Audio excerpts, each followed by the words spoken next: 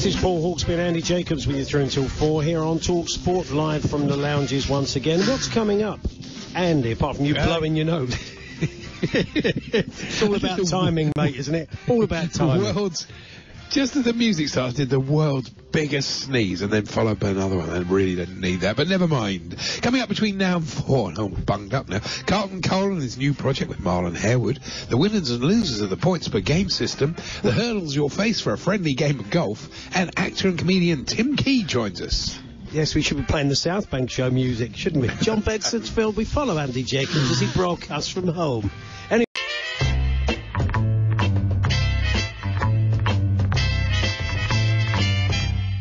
the talkSPORT clips of the week. yes, here we go. We've got a few good ones for you this week. So, Andy, would you care to kick us off? Yes, I'd be delighted to. And we start with Alan Brazil on breakfast, chatting about celebrity generosity amid the virus. Hollywood superstar Will Smith donated golf clubs. Other superstars, John Bon Jovi, Gary Halliway. Gary Halliway. Yeah, I prefer Gemma Bunsen myself. Oh, she's very good, Gemma Bunsen. Yeah, baby. Alan Brazil, getting a name wrong there, but at least it wasn't his own name. This is Kickoff on talkSPORT. Hugh wasn't Croft, that's my name. To be fair to Hughes, excellent last night in his debate with Darren Lewis and Kitson and all that. This is Stuart Pearce now, being rudely interrupted. If you go back to sort of the early days when Gary broke into the squad, he was always above his years, I think, you know. Can you join us here in the studio for the results of the coronavirus stay-at-home championship? He didn't overly shout his mouth off a great deal. Now. He was always a confident Manchester performer. City 3. That says a lot about Stuart, the uncompromising player he was, because when faced with an advert that's been fired off too early, he just shouts over it. He's not having it. He didn't back down. He did not back down. No, that's right. And here's Georgie Bingham and Tony Cascarino on Weekend Breakfast. Thank you for telling us about it, and sorry that we're both not very Irish. Carl Fogarty. I nearly said it wrong there. Fogarty. Yeah, blimey, what about that Carl Fogarty? It could have been worse. Carl Fogarty might have got away with in Ireland if he was playing over there, I suppose. It's very true, yeah. And here's an equally good recovery from breakfast show guest Sir Rod Stewart. Oh, it was unbelievable. Listen, I was going to ask you, Rod, Ali, listen, I went down at half-time to have a drink, and the poor boy was on a stretcher. Poor boy. Yeah, well done. Well done, Rod. Exactly. Andy, why don't you do this one for us? OK, it's the Fisherman's Blues now, and host Nigel Botherway recalling an overseas fishing trip. We were sharing a camp with 4 Danish anglers, Johnny Jensen, Fleming Jensen, Morten Jensen, and Machine Gun. Jensen? I mean, it must be Jensen. Machine Gun Klaus. Oh, Machine Gun Klaus, of course, but possibly Andy. Machine Gun Klaus Jensen. It could be. It could have been Klaus Jensen. That's right. Yeah. So what's next? It was brilliant. It's Leicester's Iosi Perez explaining how lockdown has brought back memories. It brings me so many memories when I was very young, where I used to spend so many hours at home playing with myself. Well, there we are, Ozzy. It happens. And everyone bought those boxing gloves, of course. So, here's the TalkSPORT caller of the week to the sports bar. Let's go to Ronnie's up next. Hello, Ronnie. Hello, mate. Oh, sorry, just caught me in the toilet. TalkSPORT caller of the week. Lovely tinkly effect there, wasn't it? I just realised he's on national radio. It's brilliant, isn't it? Yeah. Is it me? I think it is, yeah. OK, so staying with the sports bar callers, it was great to hear Boise from Only Fools and Horses' son Mark give the boys a ring. Maybe Mark, the West Ham fan, has got stuff for us. Hello, Marky Mark. Hi, it's great show as ever. There we are, Boise's son Mark. Great to hear from him. Marvellous. It was. Jim White now discussing Carl Walker's latest transgression. Well, now he's in the news again. Another breach of lockdown rules. He visited his sister and his parents within a 24-hour period. He said he went to Sheffield to give his sister a birthday card and a present. Yeah, which president, though?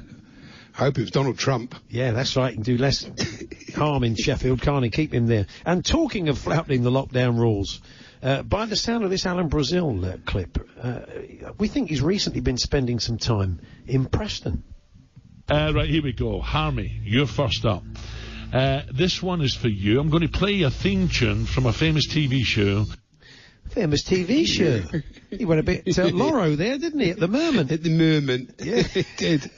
It's back to Hugh Wozencroft, or is it Crift? Anyway, here he is, recording a Diana Ross song we can't remember.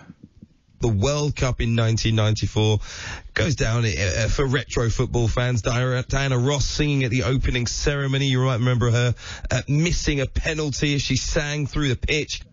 I don't remember Through the Pitch, do you? The Chain Reaction. I don't remember that one.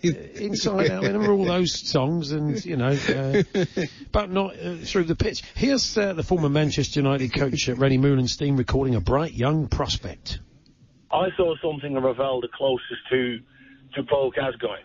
You know, he had a swagger about him. He had a way of going past people who weren't even there. I think I could do that. Sure, that's just running, isn't it? So, yeah, you're going past people that aren't even there. I mean, with respect, there's no great skill in that, is there, Ravel? But of course, that's not what he meant, and it is his second language, so it's all a bit tight, really. But anyway, we'll move on, Andy. Don't let that stop. Yes, no, we won't. Jamie O'Hara on Breakfast now, discussing one of the big issues facing the Football League. You know, the bubbles burst and the wages up. Do you think that is the right way forward to introduce a salary cap at that level? Well, not everybody's a big fan of it, and clearly Jamie isn't as well by his description of it, the salary cap. Brilliant. And finally, yes. Imagine our surprise this week when, during a chat with the phone guest, Rob Harris, somebody brought a baby elephant into the studio. I mean, at the heart of it, we are pushing, obviously, to get the ability to publicly ask questions. The fact La Liga president Javier Tebas did a 100-minute media call with us a few weeks ago. Yeah, fancy doing that. Fancy bringing a baby elephant into the studio. Yeah. So we should thank everybody that suggested clips, if only I can find it, which I should be able to any second. Here we go, just trawling through the technology at the moment. Do you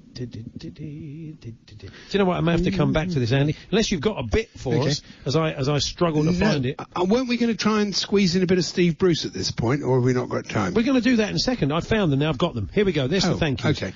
Bob from Arbroath, Alan Jenkins, Daz Mapleston, Roger in Durham, Johnny McMullen, Cheesecake, talkSPORT Breakfast Team, Marco Bertie, Dave Wharton, Courtney Blue, Mike Stavru, Vishai and Ferrand. I'm not reading his surname, in case I should have vetted it. So there we are. Thank you for all of those. Thank you for all of that. Moe's Tavern. So thanks for everybody suggested clips over the last 7 days. And Bell there. £4.4 billion golf is worth to the British economy, which is a huge amount of money. And angling as well. I mean, as I said, you can check out Nigel Botherway. He'll be talking about that at the weekend on Fisherman's Blues on Sunday on talkSPORT 2. But £4 billion fishing as an industry is worth to the British economy. So you wouldn't think so. Amazing. There we are. And they could...